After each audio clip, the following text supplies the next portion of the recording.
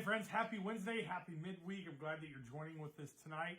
I hope that you've been staying warm this week. I know it's been bitterly cold out there, and I think this morning on my commute to work, it was like -1 or -2 in my car. But yeah, it is cold, so I hope that you've been able to stay warm and all that good stuff. But hey, I don't know if this is like this for you, but I know for me, January feels like the longest month of the year. I know that it's not, but man, it feels like it just goes on and on and on and on, right? And so along with that, I think the reason it feels so long is because we've got like the gloomy weather. The days aren't as long as most of the days in the year, and it's just that cold and we feel cooped up, and it just seems to drag on and on and on. And a few years ago, I heard this from a doctor that talked about the concept of seasonal depression. And that kind of baffled me a little bit because I never really understood that until I grew a little bit older in life. And now I get it a little bit more. And if that's you, if you're struggling with that, man, I just want to tell you, hang on, keep going. And maybe tonight's lesson will help inspire you a little bit. But we're ending our series tonight that we've titled Broken. And what we've been doing is just kind of talking about this concept of how we as people can oftentimes be broken. And there's a lot of reasons behind that. And what I've realized is that brokenness is a secondary emotion to something much deeper within.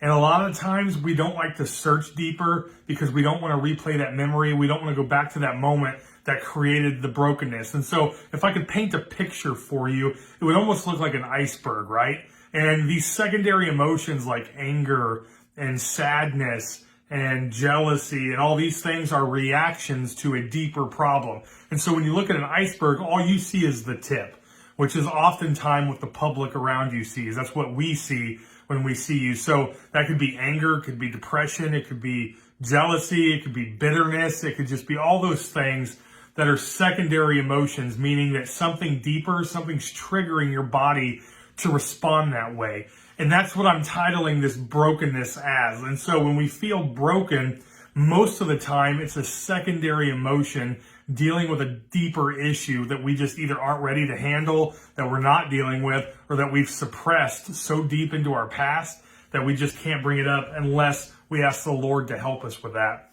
And so I've noticed a lot in my own life as well, that brokenness that goes undealt with, brokenness that goes unchecked, often continues to lead a life of emptiness and brokenness and bitterness and all these things that are just secondary emotions. And so when people around us start to see these things, you and I, we're so used to the feeling that we don't even recognize the problem.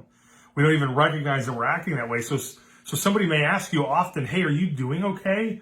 You just seem kind of agitated, or you just seem angry today. And you're like, no, I'm typical day, but yet your face just says it all.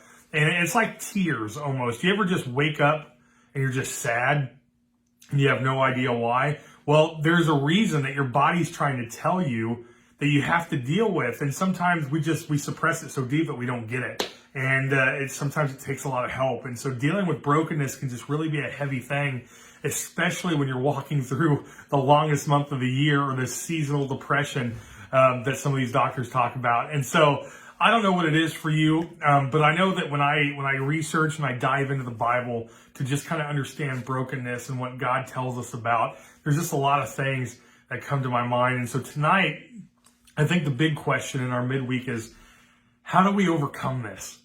How do we overcome brokenness? How do we overcome this feeling of guilt and of shame, kind of like what we talked about last week? And I know last week we said we've got to give it to God, right? He's the vine dresser. He's the one that's going to come in and take care of us, as we told that story from Luke 13. But I think as we carry on, there's more that we can learn from the Bible. In fact, recently I heard a sermon on this very chapter that we're going to talk about tonight, and the idea of being content and the idea of making sure that you're following through and being committed to keep going. And so I think those are some good things that we're going to find in tonight's lesson. And to kind of heal this brokenness, I'm going to try to challenge you with some stuff. So tonight we're going to be reading from Daniel chapter 6 and just kind of summarizing this chapter. It's basically Daniel is winning favor with almost everybody who sees him because he is a man of character. I mean, we know that from Daniel chapter 1. Like, this guy's been going at it. He's been committed to the cause. And so he's just been going after it and going after it and going after it. And so when we get to Daniel chapter 6, we've got another king here, King Darius, who is basically hiring all of these people. And it starts out by saying that it pleases Darius to appoint 120 satraps to rule throughout the kingdom. Now, he's appointing 120 of these guys to go out there and work, but they're going to have governing authorities that they're going to have to answer to. And one of those guys happens to be Daniel. So he's one of the administrators over these groups, right? And so as they go on, Darius basically says, I'm going to appoint Daniel because he knows that the Lord is with Daniel, knows that the Lord is obviously working in and through Daniel, and Daniel's a man of integrity and of righteousness. And so he plans to make him above all the kingdom. And so he obviously talks about this with some of his other advisors, and it kind of sparks a little bit of jealousy. And so the other advisors, they go out and they just spread the news like a wildfire. That's what happens in the workplace sometimes, right? And so they go out and they start spreading this news about how Daniel's going to get promoted. He's going to be in charge of the whole kingdom. And it really fans the flame to some of these guys. And they are just ticked off. And so they try to find and look through Daniel's past. And they try to find all these issues to bring out, that could have been buried. It's all about the political world in this story. So they're trying to dig into his past to bring up what they could to use against him to King Darius. And guess what? They find nothing. They find nothing. So his commitment is so strong that they couldn't even find anything against him when it comes to the Lord. And so they couldn't find any dirt on him. They tried. They just couldn't do it. And so then what they say is like, we obviously know that he's committed and devoted to his God, so we're going to have to use that in order to get after him. So then they go and they approach King Darius and they say, listen, do you like it when people, they start buttering his bread, really? Like, hey, King Darius, man, you were so glorious and great. Wouldn't it be a shame if somebody offered a petition to anybody else but you? Basically a prayer. And so he's just, they're basically coercing him into their plan. And they say, you need to sign a decree right now that says anybody who offers a prayer to anybody else but King Darius for the next month, they're going to be held accountable and they're going to be thrown into the lion's den. And so after this meeting takes place, King Darius signs the decree. Now, what they are trying to trick him in is once a king signs a decree according to their political game, according to their law, it can't be revoked, even from the king. He can't go back the next day and say, oh, I changed my mind. This is basically in stone. This is final. What this decree says is the law, and it's going to be this way. And so then they come back and they're trying to trick him. So basically what they're saying is Daniel can no longer pray to his God. He can only offer petition to King Darius. And I love what verse 10 says. Verse 10 is going to be everything that we need to know for tonight. It starts this way. It says, now, when Daniel learned that the decree had been published, so that says that he knew what was happening, he went home to the upstairs of his room where the windows are open towards Jerusalem, and 3 times a day he got down on his knees and prayed, giving thanks to his God, just as he had done before. That's the key, I think, to overcoming brokenness, is being committed.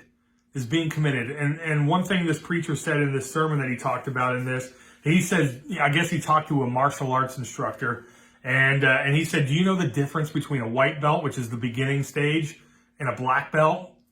And of course, he makes a joke saying, do you run away from a black belt? And everyone started laughing, but he said, no. He goes, the secret to going from the white belt to the black belt is just simply showing up.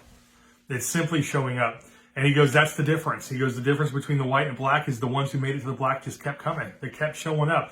And that was really profound in the way that he was speaking towards it. And I'm like, that's the key to overcoming brokenness, is being committed to coming out of it, is being committed to just show up even when you don't feel like you can, to be committed to accomplishing the goals that you've set before yourself. But more than all those things, being committed to God and getting to know him better by reading his word and trusting that he's got a plan for you in spite of all the chaos. I mean, think about this. Every avenue or secondary emotion that we can think of would have been justified with Daniel. I mean, they just said that if you go and pray to anybody else but Darius, if you go and offer a petition to any other gods but Darius, you were going to be thrown into a lion's den. Everybody would fold on that. You know, I'd like to say that I would have the faith to be able to stand up to that as well. But let's face it, it's going to be really challenging unless we're in that moment. But my guess is almost all of us would probably second guess whether or not we're going to go pray upstairs that day. But he did. Why? Because he's been consistently doing this for such a long time that all he knew is to put his trust in God. So he continued to the commitment. He showed up every day, 3 times a day. But even bigger than that, you know what? He probably missed some time. He worked for the king. So there's probably days he got too busy and he may not have been able to pray 3 times that day. He may have only been able to offer 1 prayer or maybe not even at all. But you know what? He still stayed committed. The next day, he did it again. He didn't beat himself up over it. This is me reading between the lines, by the way. He didn't beat himself up over it. He created a margin for himself that this is what he wanted to accomplish. But if he didn't get there, it's okay. We start over tomorrow. And I think sometimes you and I, when the fire gets too hot, we fold so quickly. And I wonder if we keep pushing through, if we keep just marching on, if we keep showing up, all those goals that we've set for ourselves are going to come to fruition. Maybe months, maybe years down the road, our commitment will pay off. And I promise it's going to be the same as you follow God. Look at the rest of this story. The king didn't even want to do this. He felt terrible. He was really conflicted. And they keep coming, reminding him of this decree to the point where they say, well, you can't change it now. You've already signed it. And so the king had to keep his word, and he threw Daniel into the lion's den. And Daniel, when he went back to pray, guess what he's praying about? He goes, Lord, I need your help. That's what they come to report to the king. Daniel's asking his God for help in this matter. Because of his commitment to God and his faithfulness that God will provide, he didn't have all these secondary emotions. He wasn't angry. I mean, he might have been, but the text doesn't tell us. He didn't appear to be fearful. He knew that he could trust the Lord, and so he took the petitions to him. And I think for you and I to overcome brokenness, we need to stay committed to finding out who God is, continue to get to know him better, so that as we move forward with life, as we move forward with our struggles, we trust God further along the way. And I can tell you, I love the Lord, and I trust him a lot more than when I got started because of my commitment to the scripture, my commitment to keep building onto that. And there are days where I miss it. I get that. There are days you're going to miss it too. But we stay committed. And as you stay committed, it just starts to grow deeper and deeper. And the faith builds and builds and builds to the point where when someone tells you, hey, you can't be reading your Bible, you don't know any different but to read your Bible. You can't go pray to your God. You don't know anything different but to talk to God. And as you continue your faithfulness in him, he will always remain faithful to you. And of course, as you see at the end of the chapter, God spares Daniel from the lions. He spares him. And I think that this is an incredible story to talk about the faithfulness of both Daniel and God. And the same God that saved Daniel is the same God who loves us, who sees us, even in our brokenness. He cares. So friends, I hope that this series has been a challenge for you. I know it's been a step on my toes as well, as we get so comfortable just living in the brokenness. But I want to challenge you to ask the Lord tonight when you go to pray to bring up anything in your life that has been suppressed, that you haven't dealt with, and just ask the Lord to slowly reveal this and to walk with you through the pain, so that the brokenness, the bitterness, the jealousy, the anger, the wrath, the whatever it is that you're holding on to that's keeping you into this broken state of mind, that he can bring that up in you and that together you can walk through the fire. So friends, have a great week, and man, we'll see you next time. All right.